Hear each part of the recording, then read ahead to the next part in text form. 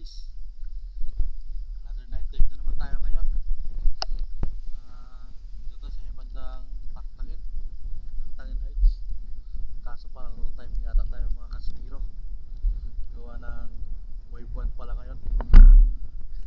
Maliwanag yung buwan, pero subukan lang natin guys kung may pangulam tayo ngayon. Alright. Actually, pinag-iisipan ko talaga kung i-voice over ko na lang yan. Pero yun na lang, pinabayaan ko na lang. Ngayon, unadive natin ngayon mga kaspiro. May nakita tayo dito sa mababaw na isang canoping. At just na mga kaspiro, kaya hindi na natin pinalagpas yan. At yan po ang ating una nag-isla ngayong gabi. Isang canoping. Ngayon, dito bandang unahan ng konti, may nakita tayo nakasingit na isang saang. Masarap sana kung marami. So balit talaga nag-iisa lang talaga yun. So yun, diretso tayo sa paglangoy. So unahan konti, meron tayong nakitang isang ano dyan, isang porcupine fish. Apan Google, ito daw isa sa mga poisonous fish. Katulad sila ng butiti na isa, yung puffer fish. So ngayon ito sa may unahan, nakita ko sa taas dyan, nakita ko sumisilip yung isang ano dyan eh. Naglalangoy-langoy yung isang paro. Kung sinilip ko na, ayun, andun nga siya. At ang surprise doon ay dalawa pala sila nakatago doon. At this time mga kaspiro, nagmamadali tayo, wag kasarampanan natin dyan habang nandun po siya sa ilalim. Baka kasi biglang lumayas eh, kasi may buwan din ngayon. May tendency kasing umalis, lalo't na ilawan na natin siya. Kaya buti na lang, pagbalik natin, hindi pa rin tayo siya umalis, andun pa rin siya.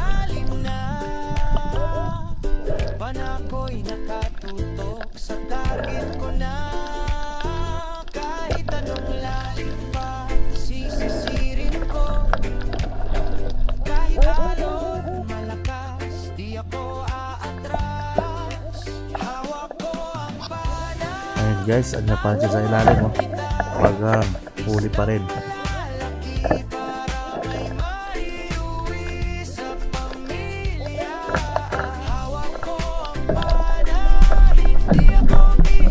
So ayun guys, panibagong pag-dive. Akala ko yung nasipat ko rito kayo na isang paro, pero nung binalikan ko na para panain ko ay isa pala siyang canoping. Pero feeling ko talaga paro talaga yun eh. Baka nalayasan na agad ako ng paro na yun. At ito naman guys ay pinana ko isang ano dyan, maliit na octopus, isang lipo. Kaso wala, hindi natin na dali, nalayasan lang tayo. Pero inikutan ko pa sana yan guys, para sakaling mayroon siyang lusutan dyan. Kaso wala talaga, nag-iisang butas na pala sa taas niyan. Kaya gibat na lang natin yan guys. Dito, nagpaan ako dito ng isang danggit ulit, isang paro. Yan, naisama natin yan guys pauwi. Naidagdag natin yan pang prito.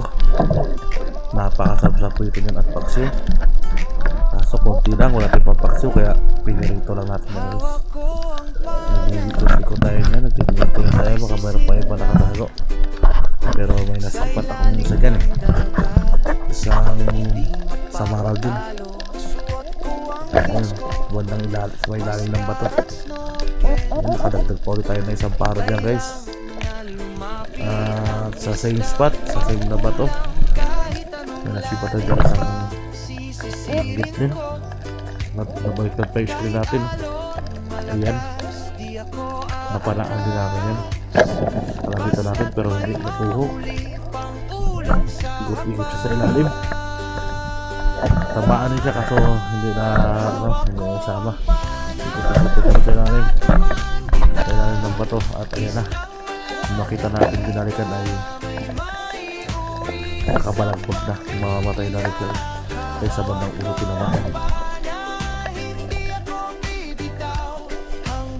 So ayun guys, isa ito sa pinaka-paborito nating rock formation guys, ano, pag naman ng gabi. Yung mga ganyan bato, tapos merong ano sa ilalim kasi dyan madalas nagtatago yung mga malalaking isda, yung mga suno, yung mga udlong na yan. Kaya kadalasan nagtatago. Katulad yan, nalapan natin isang suno dyan, isang suno na masarap sa pangsigang. Panalong ang sabaw. At hindi siya ganong kalakihan pero pwede na pangsigang guys. Panalo na yan. Goods. And so ayun guys, same spot pa rin mapapansin nyo. Kabandang unahan lang ng konti, kabandang papasok may pa parang isang uglong doon, isang barchic coral trout. Ayun, bali dalawa na yung pangsigang natin guys. Lalong panalo. Goods na ang gabi natin. Ayun.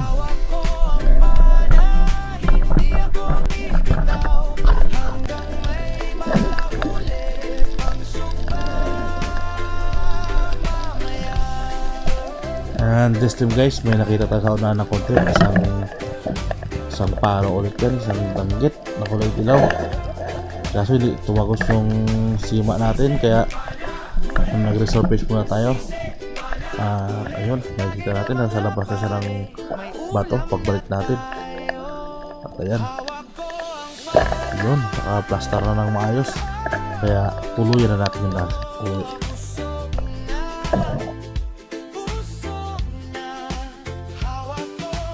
At yun guys, during this time ay pabalik na tayo dito sa tabi. At dito may hirap pang sumalubong sa ating isang octopus na malit dyan, isang gipo. Ayan, dinakma na natin yan guys. At medyo malaki-laki na rin pala ito. Medyo pinahirapan pa tayo dito magligpit dahil para tayo marunong magpatay dito eh. At kasi ito tinutuhog lang. Ito yung ginagawa ko natin. Tinutuhog ko lang sa stainless. Kung nanguhuli ako dito, ano, makakawala pa. Sorry, mas sa makawala dyan. Ayun, tinakma ko lang ulit. At ayun, dumating na dyan si Bunso. Yung kalagi natin at yung pinag-dispose natin ang ano yan, isda na yan, ano isda ng topos natin. Ito na isda.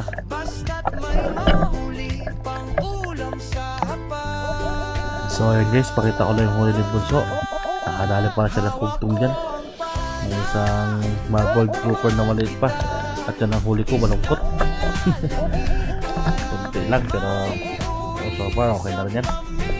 Ayan, dahil nakapag-prito na rin tayo guys, pauwi na kami yan. So guys, ito pating mababaw na ito, may isang matang pusa dyan, kaso as you can see hindi natin tinamaan. At ayun guys, ito yung pinaka trophy fish natin ngayong gabi. At muntik niya pang baluktot-baluktutin yung shop natin dyan. Maliit lang kasi na stainless yung bala ng parat natin, isang bitres lang yan. Medyo pinahirapan tayo ng bahagya na makuha yan dahil hindi natin siya mahugot kasi may kalakihan na rin. Ayaw ko rin pwersahin na hugutin siya ng tuluyan kasi sayang din yung isda, baka makawala, hindi natin makuha. Kaya nag-surface lang muna tayo dyan at nag-relax para makaipon-ipon ng hangin at babalikan natin yung isda. Hindi yan naman ganun kalalim pero siyempre panigurado lang din. So ayan guys, binalikan ko na yung shop at mahugutin ko na. Ayan, medyo mahirap talaga. Hindi pa natin nasama yan guys pataas. At sa time na yan ay talagang pumapalag-palag na rin yung isda. Gusto na rin makatakbo, ay makalangoy pala palayo. At ayun, sa pagkakataon ay binalikan na ulit natin yan at tinakbo niya na nga ng bagay yung shop natin at yung isda na nahuli natin isa ay nakadulo na. Ibig sabihin malay-lay na yung natras na, pero this time ay malambot na natin siya na isama. Ayan guys, medyo malaki-laki na ito. Talagang isinama natin ito sa pagsigang. Isang honeycomb grouper. Sarap din sa baba, basta malaki na. Sulit din yan guys. Kulang-kulang na siguro 1 kilo ito guys. Ang laki na rin ito.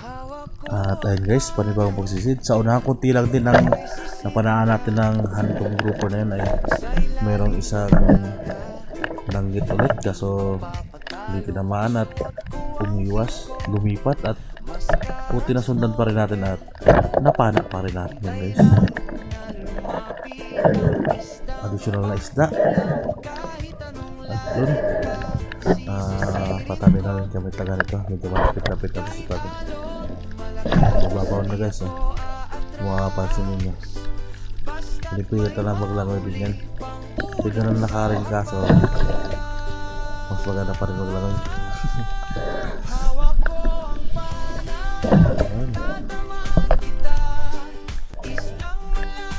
Kung makapansin nyo, ayan. May pa yung tabi. May ilaw na yan. At ayan, may buwan na yan guys. Kaya medyo mahirap yung isda. Kaya mailap sila. Itago. Ito, panibagong porcupine fish na naman tayo nakita. Ang cute lang eh. Ano? At ito, isang starfish. Basta starfish tawag namin yan. Hindi ko lang alam mong tawag sa inyo yan. At ito naman, isang maliit na octopus. Dadakmain ko sana yan kaso nakatago na pala sa ano. Nakaumang na pala sa bahay niya at nung dinakma ko na ay wala.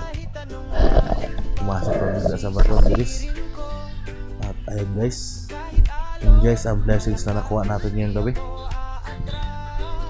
Ang partly coral trout, yung octopus na nadakma natin, at yung honeycomb grouper na yan, kanupig, saka yung mga danggit. Yan o, medyo malaki-laki na rin talaga siya guys. Ang niluto ko kaya ng gabi at yan, nagpiprito na tayo. Masarap na pinirito. Piniritong lapot, danggit. At kumukain na nga pala ako yan. Yan o. Yun, ang sinigang. Sinigang na lapo. Yung ulo ng honeycomb grouper. Kaya yung ulo din ng dalawang part coral trout ay pinagsama ko din. So, luto lang, wala tayong kulay na ihalo. Ayun, gabi na. Ayun, nakapag-prepare. Sibuyas lang at sinigang. Laban na. At yun guys, i-voice over ko na lang guys yung mga sinabi ko rito sapagkat hindi marinig dahil may case kasi ng pang underwater yung camera natin. Hindi ko in-expect na mahina pala yung dating ng audio natin. So yun guys, salamat sa panonood kung nakarating ka pa hanggang dito. At sana ay tuluyan nyo akong suportahan at i-share nyo rin sa iba. Maraming salamat po.